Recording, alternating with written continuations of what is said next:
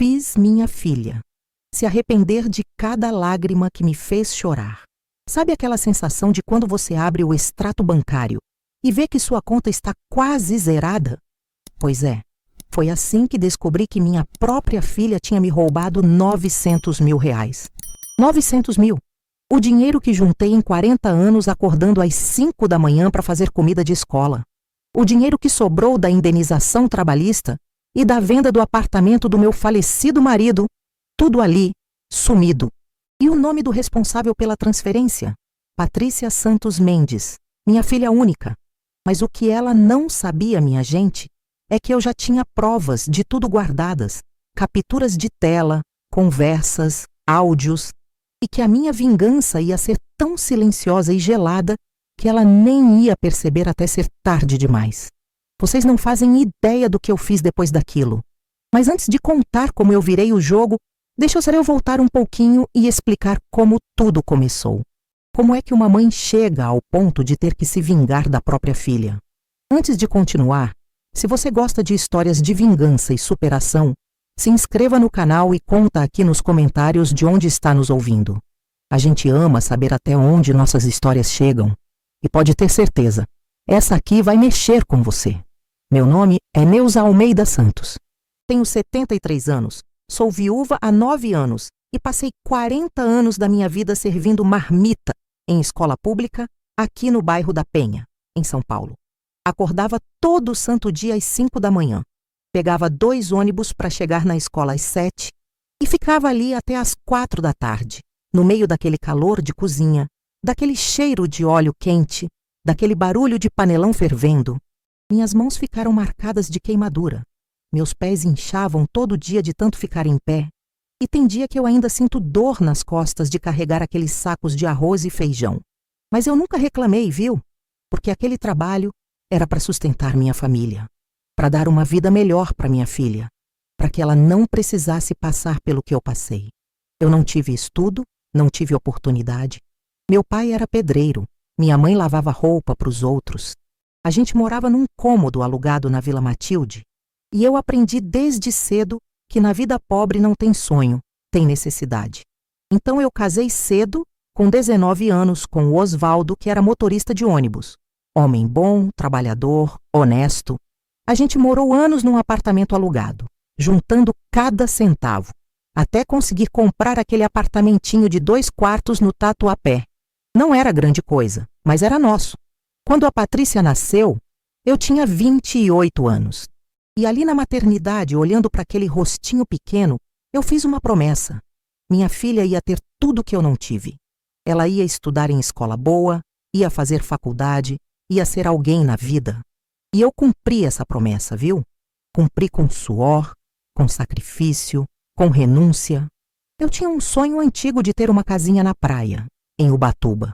A gente tinha comprado um terreninho lá nos anos 80, bem perto do mar. O Osvaldo todo fim de semana ia lá, cercava, limpava, fazia planos. A gente ia construir aos pouquinhos. Era para ser nosso cantinho de descanso, sabe? Quando eu me aposentasse, a gente ia morar lá. Eu ia acordar e ver o mar da janela. Ia plantar umas flores, fazer pão caseiro, receber os netos. Mas aí a Patrícia passou no vestibular de Direito numa faculdade particular. E faculdade particular é caro, minha gente. Muito caro. 85 mil reais. 85 mil. Eu olhei para aquele número e senti um aperto no peito. Como é que a gente ia pagar aquilo? Só tinha um jeito.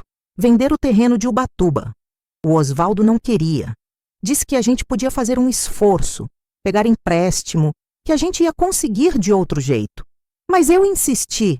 Falei, Osvaldo, o sonho da gente pode esperar. O futuro da nossa filha não. E vendemos. Vendemos por um preço bem abaixo do que valia porque a gente precisava do dinheiro rápido. E com aquele dinheiro, pagamos a faculdade inteira da Patrícia. Quando ela se formou, eu chorei de orgulho. Minha filha, advogada. Quantas mães de merendeira podem dizer que a filha se formou em direito? Eu me sentia realizada. Achei que todo o sacrifício tinha valido a pena. Mas não parou por aí, não. Quando a Patrícia conheceu o Ricardo, um empresário bonito, de família, Ela veio falar comigo que queria casar e que queria um casamento bonito, de verdade. Buffet, decoração, vestido importado. Mais de 60 mil reais.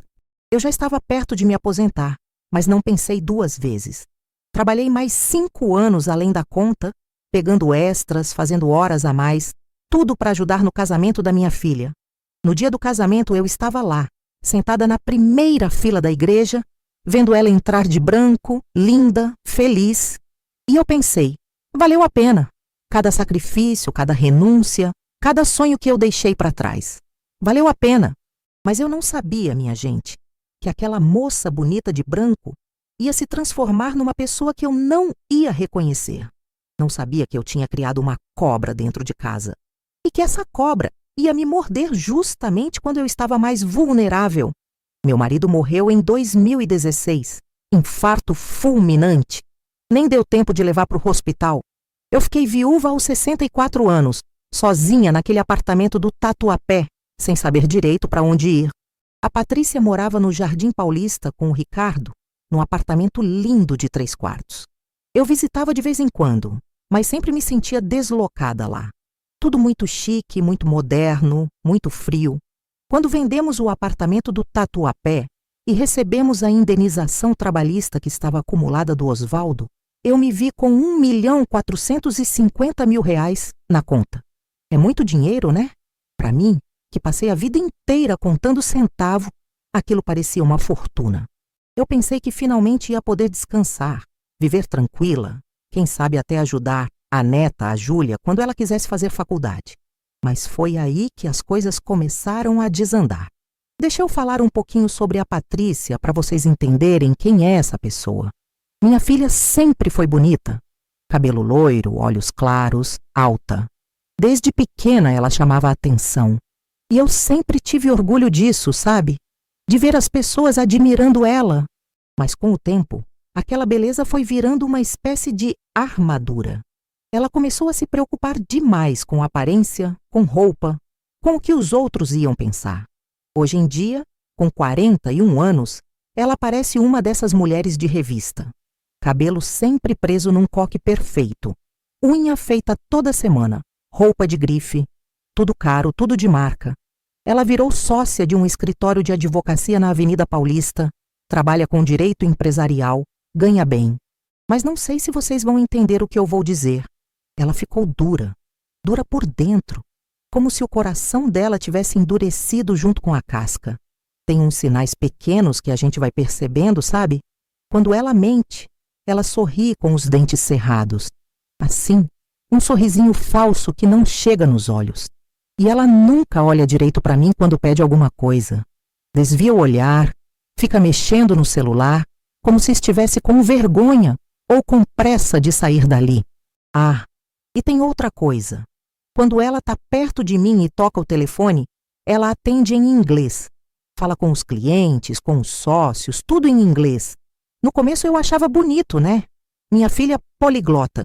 Mas um dia eu percebi que ela fazia isso de propósito. Para eu não entender, para me excluir, para me deixar lá quietinha num canto, como se eu fosse um móvel velho que não serve mais para nada. O marido dela, o Ricardo, é um homem alto, bonito, sempre de terno. Parece gente boa, sabe? Mas é fraco. Fraco de caráter, fraco de personalidade. Ele faz tudo o que a Patrícia manda. Trata a mãe dele com carinho, com respeito, mas comigo é diferente. Comigo é educado, mas gelado. Aquela educação de quem cumprimenta o porteiro do prédio. Boa tarde, dona Neuza, tudo bem? E acabou. Nunca senta para conversar, nunca pergunta como eu tô de verdade. Nunca me defende quando a Patrícia fala alguma coisa ácida. Mas eu não sabia, até muito tempo depois, que o Ricardo tinha um problema sério. Um vício escondido. Ele jogava pôquer online e devia 320 mil reais. 320 mil em dívida de jogo. Só a Patrícia sabia. E ela usava isso como uma arma, como uma chantagem emocional. Você me obedece ou eu conto para sua família? Você faz o que eu mando ou eu te largo com essa dívida nas costas. Foi esse segredo, essa dívida escondida, que fez ele virar um fantoche nas mãos dela. E foi por causa dessa dívida que ela decidiu que precisava do meu dinheiro. A qualquer custo. Tudo começou em janeiro de 2024. A Patrícia me ligou toda simpática, dizendo que queria me visitar. Eu achei estranho, porque ela já não me visitava com tanta frequência. Mas fiquei feliz, né? Mãe sempre fica feliz quando a filha dá atenção.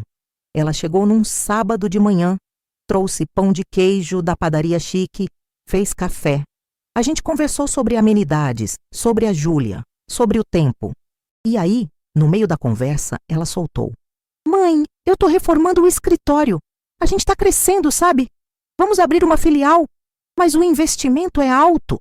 Será que a senhora poderia me emprestar 50 mil reais? É só por uns meses até a gente receber de uns clientes grandes. Aí eu devolvo com juros. 50 mil reais. Eu senti um aperto no peito, mas pensei: é minha filha. Ela sempre foi responsável. Sempre pagou as contas em dia. Se ela tá pedindo é porque precisa. Então eu disse que sim. Fiz a transferência no mesmo dia. Passaram-se 2 meses, 3, 4, nada de devolução. Quando eu tocava no assunto, ela mudava de conversa. Ai, mãe, agora não dá. A gente está numa fase de investimento, mas pode deixar que eu não esqueço não. E eu ficava quieta, com medo de parecer interesseira. Afinal, era minha filha. Eu não ia cobrar dela como se fosse um banco, né? Mas em março, ela veio com outra conversa. Dessa vez, mais séria. Disse que eu precisava organizar melhor minhas finanças, que deixar tanto dinheiro parado na poupança era besteira, que ela conhecia investimentos melhores e que, para facilitar, ela podia cuidar disso para mim. Só precisava de uma procuração bancária. É só para eu conseguir movimentar quando precisar, mãe. Para a senhora não ter que ir até o banco toda hora. A senhora está ficando mais velha. Essas coisas cansam. Deixa eu facilitar a sua vida. Eu devia ter desconfiado. Mas a verdade é que ela tem um jeito de falar que convence a gente, sabe? Ela é advogada, acostumada a argumentar. E eu, uma merendeira aposentada. O que eu entendo de finanças? Pensei, ela deve estar certa. Ela estudou, ela sabe das coisas. Então eu assinei os papéis. No dia 15 de março de 2024, eu assinei minha própria sentença. Porque o que eu não sabia é que aqueles papéis não eram só uma procuração. Eram documentos transferindo 900 mil reais da minha conta para uma conta conjunta que ela tinha criado, e na qual eu não tinha acesso. Eu só fui descobrir 3 semanas depois, quando tentei pagar uma consulta médica particular, e o cartão não passou. Fui até o banco no dia seguinte, confusa, achando que era algum erro do sistema. A moça do caixa olhou para o computador, olhou para mim com uma cara estranha e disse: Dona Neuza, a senhora fez uma transferência grande no mês passado. Ficou só com o saldo mínimo na conta. O chão sumiu debaixo dos meus pés. Como assim transferência grande? 900 mil reais, senhora. Para uma conta conjunta. A senhora não lembra? 900 mil reais. 900 mil. Eu senti as pernas bambas, a vista escureceu. Pedi para sentar, pedi água. A moça trouxe o extrato impresso. Ali estava. 15 de março. Transferência, TED. 900 mil reais. Autorizado por procuração. Conta destinatária. Conta conjunta em nome de Patrícia Santos Mendes e Ricardo Mendes. Eu não consegui voltar para casa sozinha naquele dia. Liguei para minha vizinha, a dona Carmen, e ela veio me buscar. Chorei o caminho inteiro. Chorei de raiva, de tristeza, de decepção. Como é que uma filha faz isso com a própria mãe? Quando cheguei em casa, liguei para Patrícia. A voz dela estava tranquila, até alegre. Oi, mãe, tudo bem? Eu mal conseguia falar direito. A voz saía tremendo. Patrícia, o que você fez com o meu dinheiro? Silêncio. Daqueles silêncios longos, pesados. Que dinheiro, mãe? Os 900 mil reais que sumiram da minha conta. Ah, mãe, relaxa, tá guardado. Eu investi para a senhora, lembra? A gente conversou sobre isso. Não, a gente não conversou sobre transferir tudo. Mãe, a senhora assinou os papéis. A senhora autorizou. Tá tudo certinho, pode ficar tranquila. É pro bem da senhora. Pro meu bem. Ela tirou 900 mil reais da minha conta e disse que era pro meu bem. Eu tentei argumentar, mas ela começou a ficar impaciente. Mãe, eu tô trabalhando agora. A gente conversa depois com calma, tá? E desligou. Fiquei 3 dias sem dormir direito, pensando, remoendo, me culpando. Será que eu tinha entendido errado? Será que eu estava ficando confusa mesmo? Será que era besteira da minha parte ficar preocupada? Mas aí, no 4º dia, a Júlia veio me visitar. A Júlia é minha neta, tem 17 anos, é uma menina doce, sensível. Sempre foi grudada em mim desde pequena. Ela chegou com uma cara estranha, quieta. Sentou do meu lado no sofá e ficou em silêncio por uns minutos. Até que ela soltou, bem baixinho. Vó, eu preciso te contar uma coisa. Meu coração apertou. Que foi, minha filha? Eu ouvi minha mãe conversando com meu pai outro dia. Eles achavam que eu estava dormindo. Mas eu estava no corredor, vim pegar água e ouvi minha mãe falando. Ela estava dizendo que a senhora não precisa mais desse dinheiro todo. Que a senhora não vai viver muito tempo. Que é melhor garantir logo antes que aconteça alguma coisa. Antes que aconteça alguma coisa. Minha filha estava desejando minha morte. Ou pior, estava se preparando para ela como se fosse inevitável. Como se eu fosse um peso, um estorvo, uma conta a ser liquidada. Júlia me contou mais. Que a mãe vivia reclamando de mim para as amigas. Que dizia que eu era um fardo. Que eu ligava demais, que eu pedia atenção demais, que eu não sabia me virar sozinha. Que seria melhor se eu fosse para uma clínica de repouso. Que lá eu ia ter gente para cuidar de mim e ia parar de incomodar. Eu ouvi tudo aquilo e senti um vazio no peito. Como é que a gente cria um ser humano dentro da gente, ama, cuida, sacrifica tudo e no final vira um estorvo? Como é que o amor de mãe vira um fardo para os filhos? Mas eu não tive muito tempo para ficar me lamentando, não. Porque em abril as coisas pioraram. Patrícia começou a fazer pequenos ataques. Sutis, mas dolorosos. Primeiro cancelou meu plano de saúde. Disse que era muito caro, que não compensava, que o SUS era suficiente. Eu fiquei sem o convênio que tinha há 15 anos. Depois, parou de me visitar aos domingos. Sempre tinha uma desculpa. Reunião de última hora, viagem de trabalho, cansaço. E quando eu ligava, ela atendia de má vontade. Oi, mãe, tô correndo, depois eu te ligo. E não ligava. E tem mais. Ela começou a espalhar para a família que eu estava ficando confusa, que eu esquecia das coisas, que eu repetia as mesmas histórias, que talvez eu estivesse com um princípio de Alzheimer. Eu fiquei sabendo disso pela minha cunhada, irmã do Osvaldo, que me ligou preocupada. Neuza, é verdade que você está esquecendo as coisas. A Patrícia comentou comigo. Tá vendo? Ela estava plantando a ideia, preparando o terreno. Porque se todo mundo achasse que eu estava doente, confusa, ninguém ia acreditar em mim se eu denunciasse o roubo. Em maio, a Patrícia e o Ricardo foram me visitar. Os dois juntos, coisa rara. Sentaram comigo na sala, com uma cara séria. E o Ricardo foi logo falando. Dona Neuza, a gente está preocupado com a senhora. A senhora mora sozinha, já está com uma idade avançada. A gente achou um lugar muito bom, uma clínica de repouso. Tem enfermeiras, tem atividades. A senhora ia fazer amizades. Uma clínica de repouso. Eles queriam me internar, me tirar de casa, me trancar num lugar onde eu não ia incomodar mais ninguém. Eu disse que não, que eu estava bem, que eu não precisava de clínica nenhuma. A Patrícia suspirou impaciente. Mãe, a senhora está sendo teimosa. A gente só quer o melhor para a senhora. O melhor para mim é ficar na minha casa. Mas a senhora não tem condições de morar sozinha. Quem disse? Olha, mãe, a gente não vai ficar discutindo isso agora, mas pensa com carinho, tá?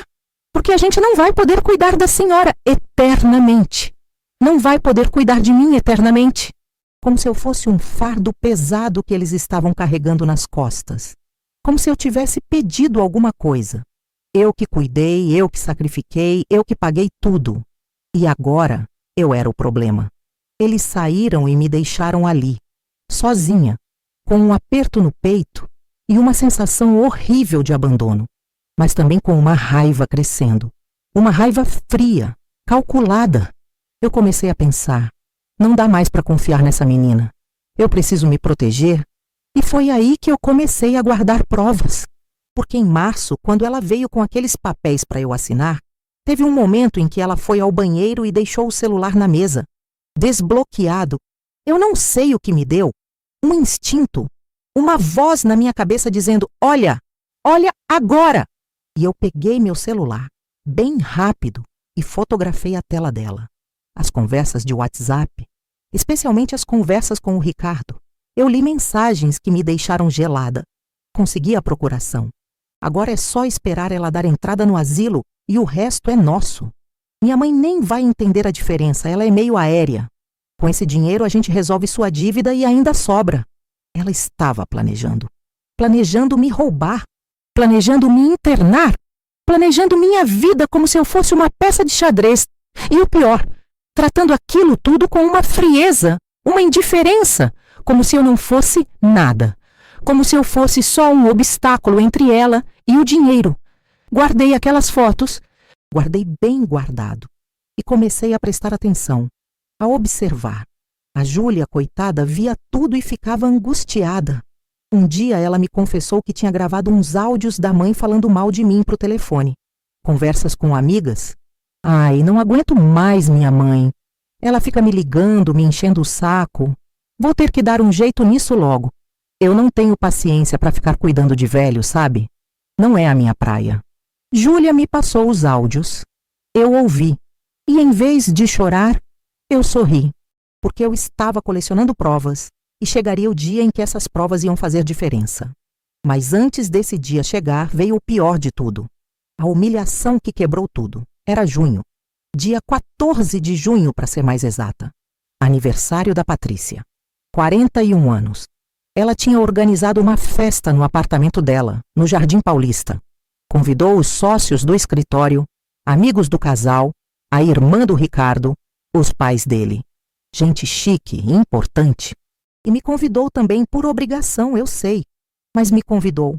Eu fiquei empolgada. Pensei, é o aniversário da minha filha. Vou fazer um bolo para ela. Aquele bolo de fubá que ela adorava quando era criança. Eu lembro dela, pequenininha, sentada na cozinha, vendo eu fazer aquele bolo, lambendo a forma. Ela pedia sempre: mãe, faz aquele bolo amarelinho. E eu fazia, cheia de amor, cheia de carinho. Então eu passei a tarde inteira fazendo aquele bolo. Peneirei o fubá, bati a massa à mão, coloquei erva doce. Ficou lindo, cheiroso, perfeito. Embrulhei com cuidado, peguei 2 ônibus até o Jardim Paulista. E cheguei no apartamento dela às 7 da noite. Quando toquei a campainha, já dava para ouvir as vozes lá dentro. Música ambiente, risadas, gente conversando. A Patrícia abriu a porta e me olhou de cima a baixo. Eu estava com um vestido simples, azul marinho, aquele que eu uso nas missas. Não era roupa de festa, eu sei, mas era o que eu tinha de melhor. Ela não disse: oi, mãe, não me abraçou. Só abriu espaço para eu entrar e fechou a porta. Eu entrei, meio sem graça, segurando o bolo. A sala estava cheia. Gente bonita, bem vestida, taças de vinho na mão. Eu me senti pequena, deslocada. Mas pensei, não tem problema. Eu vim para comemorar com minha filha. Fui até a cozinha, onde tinha uma mesa cheia de salgadinhos, canapés, docinhas. Coloquei o bolo ali com cuidado. A Patrícia me seguiu, olhou para o bolo e soltou uma risada. Não uma risada de alegria. Uma risada seca, ácida, de deboche. Mãe, pelo amor de Deus, isso aqui não é casa de pobre. A senhora acha mesmo que eu vou servir esse bolo de farofa para os meus convidados? Eu fiquei muda, olhando para ela, tentando entender se eu tinha ouvido direito. Mas filha, é bolo de fubá, você sempre gostou. Gostava, mãe, quando eu era criança, quando a gente era pobre. Agora eu tenho um padrão. A senhora não percebe? Ela disse aquilo olhando para os lados, como se tivesse com vergonha de que alguém ouvisse. Mas as pessoas ouviram. Algumas pararam de conversar e olharam para a gente. E a Patrícia continuou, como se tivesse sido destravada. A senhora está parecendo mendiga com essa roupa? Não falei para vir arrumada? Eu? Comecei a falar, mas a voz não saiu direito. Vocês me desculpem, gente. Ela se virou para os convidados com aquele sorriso falso dela, de dentes cerrados. Minha mãe não sabe se comportar em ambiente social. Ela viveu a vida inteira em cozinha de escola. Risadas nervosas. Algumas pessoas desviaram o olhar. Dona Leia, a sogra dela, Ficou vermelha de vergonha alheia e abaixou a cabeça. O Ricardo estava do outro lado da sala, perto da janela, de costas, fingindo que não ouvia nada. Ricardo, leva ela para a sala dos fundos antes que ela comece a contar aquelas histórias constrangedoras de quando eu era criança. Aquelas histórias constrangedoras. As histórias de quando a gente era feliz. De quando ela me chamava de mãezinha e dormia agarrada em mim. De quando ela tinha medo de trovoada e eu ficava com ela no colo a noite inteira. Aquelas histórias eram constrangedoras agora. Eu senti o mundo desabar. Senti meus olhos arderem, meu peito apertar. A Patrícia se aproximou bem perto de mim e sussurrou, mais alto o suficiente para algumas pessoas ouvirem. Mãe, sinceramente, a senhora só serve para dar trabalho. Eu cuido do seu dinheiro, pago suas contas, e a senhora me retribui com esse vexame. Cuida do meu dinheiro, paga minhas contas. Com o dinheiro que ela roubou de mim, eu não consegui falar mais nada. Peguei minha bolsa, dei meia volta e saí. Sem olhar para trás. Sem me despedir. Desci de elevador com a vista embaçada, as lágrimas escorrendo. Andei até o ponto de ônibus, sentei no banco duro e chorei. Chorei tudo o que tinha segurado. Chorei pela humilhação, pela maldade, pela ingratidão. No ônibus voltando para Penha, eu olhava pela janela e me sentia invisível, descartável, como se 73 anos de vida, 40 anos de trabalho, uma vida inteira de sacrifício não valessem mais nada. Como se eu tivesse virado lixo. Cheguei em casa quase 10 horas da noite. Tranquei a porta, apaguei as luzes e me joguei na cama. Não jantei, não tomei banho, só deitei ali, olhando para o teto, sentindo um vazio enorme. Nos dias seguintes, não consegui sair de casa. Não atendia telefone. Não abria a porta. Júlia ligou várias vezes, mandou mensagem, mas eu não respondia. Dona Carmen bateu na porta 2 vezes, mas eu fingia que não estava. Eu só queria sumir. Só queria desaparecer. Fiquei assim 13 dias. 13 dias presa naquele apartamento, naquela escuridão, naquele buraco. Comia só o que tinha na geladeira. Ia para o banheiro e voltava para a cama. Dormia demais. Chorava demais. Pensava demais. No 14º dia, a Dona Carmen não desistiu. Ela tem chave do meu apartamento. A gente combinou isso há anos, para caso de emergência. E ela usou a chave. Entrou, acendeu as luzes, abriu as cortinas. Eu estava deitada na cama, de camisola, com o cabelo sujo, a cara inchada de tanto chorar. Neuza, levanta dessa cama agora. Eu olhei para ela, mas não tive força para responder. Neuza, eu não vou aceitar isso. Você não vai se entregar assim. Não por causa de uma filha ingrata. Carmen, eu não tenho mais forças. Você tem sim. Você é forte. Você sempre foi. E sabe por quê? Porque você sobreviveu a coisa muito pior que isso. Ela sentou na beirada da cama e segurou minha mão. Neuza, você criou uma cobra e agora está esperando que ela não morda. Acorda, mulher! Esse dinheiro é seu suor. Você vai deixar ela roubar sua dignidade também? E foi naquela frase, naquele momento, que alguma coisa acordou dentro de mim. Uma raiva, uma força, uma vontade de reagir. Você tem provas, Neuza? Ela perguntou. Tenho. Então levanta dessa cama, toma um banho e bora resolver isso. Você não vai confrontar essa menina com lágrimas. Você vai confrontar ela com provas. Naquele dia eu levantei. Tomei um banho demorado. Lavei o cabelo. Coloquei uma roupa limpa. E liguei para o Dr. Henrique, um advogado que a Dona Carmen conhecia. Um homem sério, competente, especialista em direito de família. Marquei uma reunião com ele. Levei todas as provas que eu tinha. As capturas de tela das conversas, os áudios que a Júlia tinha gravado, os extratos bancários mostrando a transferência dos R$900 mil, a cópia da procuração. Dr. Henrique analisou tudo com cuidado, fez anotações e me olhou nos olhos. Dona Neuza, a senhora tem um caso sólido. Isso aqui é apropriação indébita. E se a senhora quiser, a gente move uma ação de anulação dessa procuração e de devolução dos valores. Eu quero. A senhora tem certeza? É sua filha. Eu tenho certeza. Ela deixou de ser minha filha quando me roubou e me humilhou.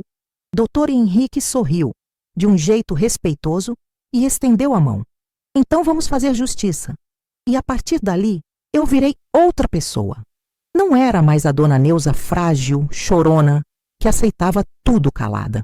Eu era a dona Neuza estratégica, fria, determinada. Alisava o cabelo toda semana. Troquei os óculos antigos por uma armação moderna. Comecei a andar com a cabeça erguida. Até a Júlia estranhou. Vó, você tá diferente. Tô, minha filha, porque agora eu sei o que vou fazer. E o que eu ia fazer era simples. Vingança. Mas não qualquer vingança. Não ia ser gritaria, briga, barraco. Ia ser algo muito mais poderoso. Ia ser a verdade, exposta, na frente de todo mundo. A Patrícia não fazia ideia do que estava por vir. Ela achava que tinha vencido, que tinha me dobrado, que eu tinha aceitado o meu lugar de velha inútil, descartável. Mas eu estava só esperando o momento certo. E o momento certo chegou em agosto. Eu liguei para Patrícia, com a voz mais doce e mais calma que consegui. Filha, será que a gente podia conversar? Eu queria fazer as pazes. Queria reunir a família e anunciar uma coisa importante. Ela ficou surpresa. Que coisa, mãe? É sobre a herança. Eu tô ficando velha, né? Queria resolver isso ainda em vida. Distribuir certinho para ninguém brigar depois. Eu sabia que aquilo ia pegar. E pegou. A voz dela mudou na hora. Ficou animada, interessada. Sério, mãe? Acho ótimo. A gente precisa mesmo organizar isso. Então eu pensei em fazer uma reunião. Pode ser no seu apartamento. Chama a família toda. Seus sogros, a irmã do Ricardo, os primos, os tios. Todo mundo junto. Assim eu falo uma vez só. Claro, mãe, pode deixar. Eu organizo tudo. Ela organizou. Marcou para o sábado, dia 3 de agosto, às 3 da tarde. Convidou todo mundo. E todo mundo aceitou. Porque quem é que não quer estar presente quando se fala de herança, né? Eu cheguei no apartamento dela às 2h30. De propósito. Cheguei antes dos outros. Levei uma pasta preta, cheia de documentos. A Patrícia me recebeu com um sorrisão. Oi, mãe. Que bom que a senhora veio. Quer um café? Não, obrigada. Eu só quero ligar o projetor na sua TV. Projetor? Para quê? Para mostrar uns documentos. Vai ser mais fácil para todo mundo ver. Ela hesitou, mas concordou. Afinal, ela achava que eu ia mostrar o testamento, a divisão de bens. Ela não fazia ideia. Os convidados foram chegando. Dona Leia e o sogro. A irmã do Ricardo. 2 primos da Patrícia. Uma tia. Os sócios do escritório. No final, tinha umas 15 pessoas ali. Sentadas na sala, curiosas, esperando. A Patrícia sentou do meu lado no sofá. Ricardo estava em pé, encostado na parede, com aquela cara de paisagem que ele sempre tem. Eu respirei fundo e comecei. Gente, obrigada por terem vindo. Eu sei que vocês devem estar achando estranho, mas eu preciso falar sobre uma coisa importante e preciso de testemunhas. A Patrícia olhou para mim com uma sobrancelha erguida. Mãe, do que a senhora está falando? Calma, filha, deixa eu explicar. Eu abri a pasta. Tirei a primeira folha. Era o extrato bancário. Projetei na TV. Aqui vocês podem ver uma transferência de R$900 mil da minha conta para uma conta conjunta em nome da Patrícia e do Ricardo. R$900 mil. Vocês acham que eu autorizei isso? Silêncio. As pessoas olhavam para a tela confusas. A Patrícia ficou pálida. Mãe, a senhora autorizou sim. A senhora assinou a procuração. Assinei. Mas você me disse que era só para facilitar pagamentos, não para roubar meu dinheiro. Roubar? Mãe, eu investi para a senhora. Investi? Eu sorri. Um sorriso gelado. E projetei a segunda imagem. A conversa de WhatsApp. Consegui a procuração. Agora é só esperar ela dar entrada no asilo e o resto é nosso. A sala inteira leu aquilo. O silêncio era absoluto. Você podia ouvir uma mosca voando. Patrícia, você quer explicar para todo mundo o que significa essa mensagem? Ela ficou muda, branca, os olhos arregalados. Eu continuei. Projetei outra mensagem.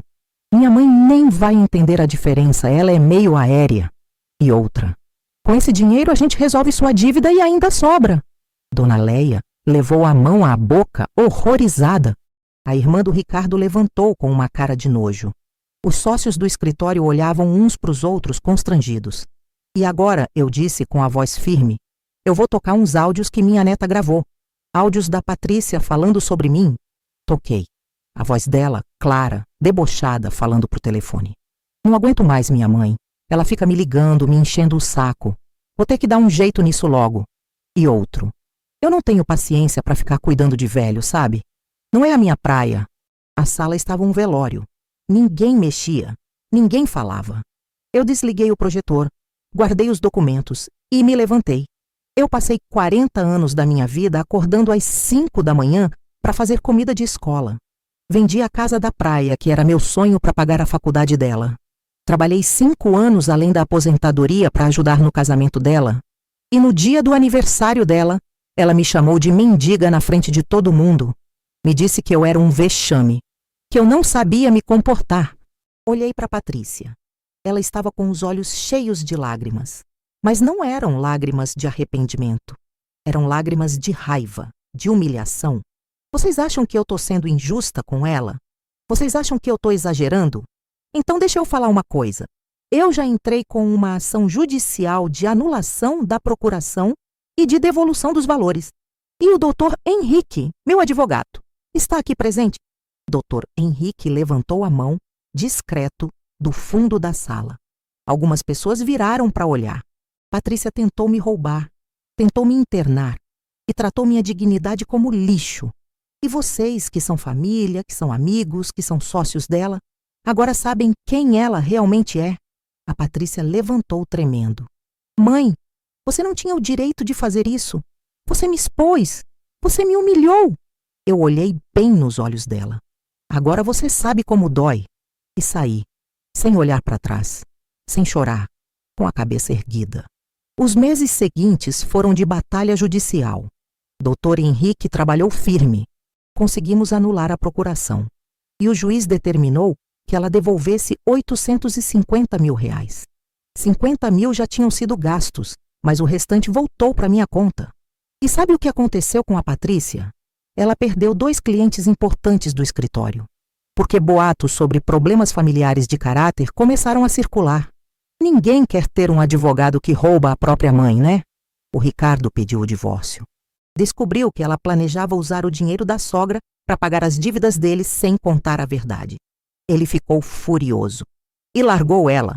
Hoje, a Patrícia mora num apartamento menor, no Ipiranga, e trabalha como associada júnior em outro escritório. Bem menor, bem menos importante. E eu me mudei para um apartamento novo na Muca, pertinho da Dona Carmen. Comprei um lugar lindo, cheio de luz, com uma varandinha onde eu tomo café da manhã todo dia olhando o sol nascer. A Júlia decidiu morar comigo durante a faculdade. Ela está fazendo psicologia na USP, passou no vestibular, a menina é esforçada. Eu e a Patrícia ainda nos falamos, de vez em quando. Aniversários, Natal, Páscoa. Mas é diferente. É educado, distante, frio. Como se fôssemos 2 estranhas que se conhecem de vista. Eu não sinto raiva dela, não mais. Sinto pena. Pena de uma mulher que tinha tudo e perdeu, porque achou que dinheiro valia mais que amor, que status valia mais que caráter. Às vezes de noite, eu olho para as fotos antigas. A Patrícia pequenininha, de vestidinho, segurando minha mão. A Patrícia adolescente, sorrindo no dia da formatura. A Patrícia de noiva, linda, me abraçando na igreja. E eu penso, onde foi que eu errei? Onde foi que essa menina doce virou essa mulher amarga? Mas aí eu lembro, eu não errei. Eu dei amor, dei educação, dei oportunidade. O que ela fez com isso foi escolha dela. E as consequências também são dela. Hoje eu vivo bem. Tenho saúde, tenho dinheiro para viver com conforto, tenho minha neta do lado, tenho minha melhor amiga no prédio ao lado. Acordo todo dia e agradeço por ter tido coragem de reagir, de não aceitar ser tratada como lixo, de mostrar que dignidade não se negocia. E se tem uma coisa que eu aprendi com tudo isso, é que amor de mãe é infinito, mas respeito não é opcional. Quando você trata quem te deu tudo como se fosse nada, não reclame quando o espelho te devolver a mesma imagem. Eu fiz minha filha se arrepender de cada lágrima que me fez chorar. Não com violência, não com vingança barata, mas com a verdade, com a dignidade, com a coragem de não me deixar destruir. E se você que está me ouvindo agora já passou por algo parecido, saiba, você não está sozinho. A dor da traição familiar é real, é profunda, mas você não precisa aceitar. Você pode reagir, pode se levantar, pode mostrar que você tem valor.